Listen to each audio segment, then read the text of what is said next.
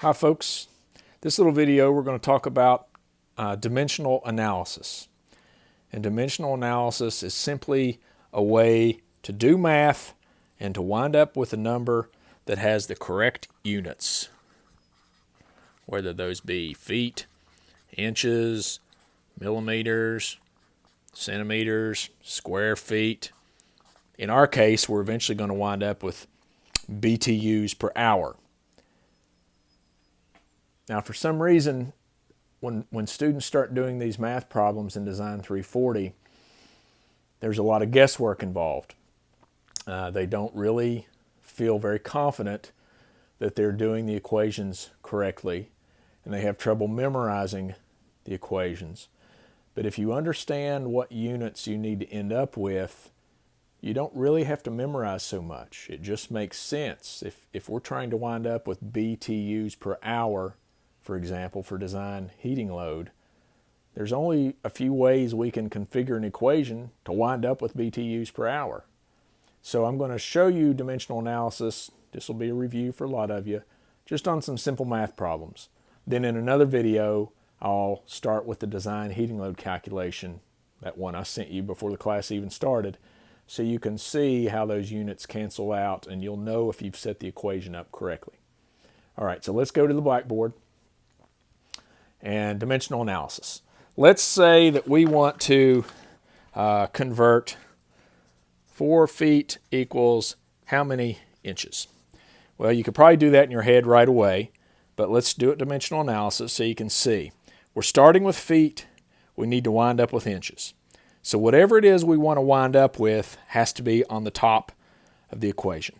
So we're going to start with 4 feet. Now we'll multiply that times a conversion factor. And what's the conversion factor? Well, we know that there's 12 inches in a foot. Well, do we put 12 inches here and a foot here, or do we put a foot here and 12 inches there? So which one do you think?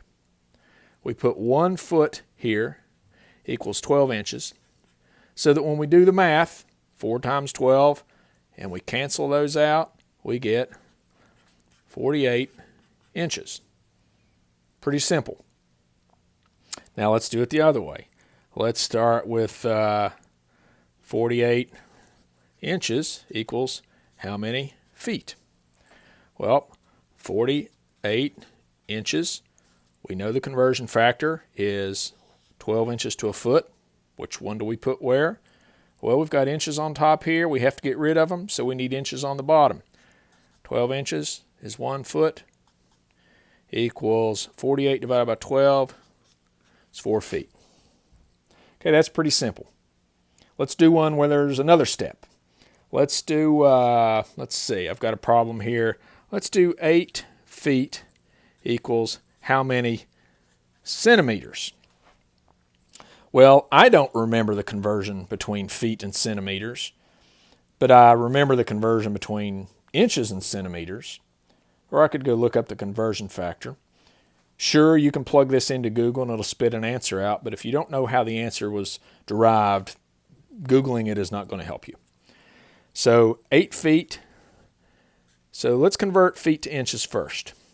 So we're back to our foot equals 12 inches. So I'm going to 1 foot equals 12 inches. All right, that gets rid of my feet marks. Now, I happen to remember that 1 inch equals 2.54 centimeters. So if I multiply that out, there my inches cancel, I end up with 243.84 centimeters. Okay, that is dimensional analysis. So when we get into the next equation, which is going to be an equation you've not seen until I sent it to you, probably, you'll understand the units. And there's a lot more units in that design heating load calculation. But it all works just like this. Okay, so don't freak out over this math. You're going to have to spend a lot of time on this design heating load calculation. But if you think of it in terms of dimensional analysis and where the units have to be, it makes a lot more sense. All right, I'll see you on the next video.